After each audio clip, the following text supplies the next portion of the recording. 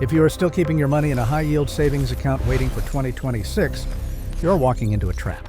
For the last 2 years, doing nothing was the best strategy. Cash was king. You got paid 5% just to sleep. But look at the calendar. We are heading into 2026, and the economic tides are shifting. The easy money era is officially over.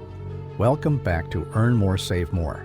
Today, I am showing you the 2026 Wealth Reset, the exact strategy the top 1% are using right now to move their money before the ball drops. Here's the data nobody is talking about. As interest rates drop, the money sitting in savings accounts is about to lose its power. Every day you leave cash idle in 2026, you are losing buying power to what economists call reinvestment risk. Think of it like this. In 2024, your money was on a luxury cruise ship. In 2026, it's on a sinking raft. Smart money is already rotating. They are moving out of safety and into growth. Why? Because when borrowing money becomes cheap again, assets like real estate, tech stocks, and small businesses skyrocket.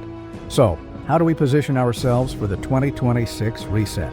We need to play offense, not defense. Here's the 3-step blueprint. Number 1, the sector rotation.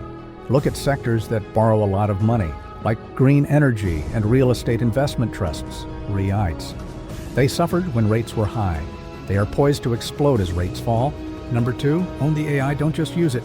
2026 is the year AI agents start doing the work for us.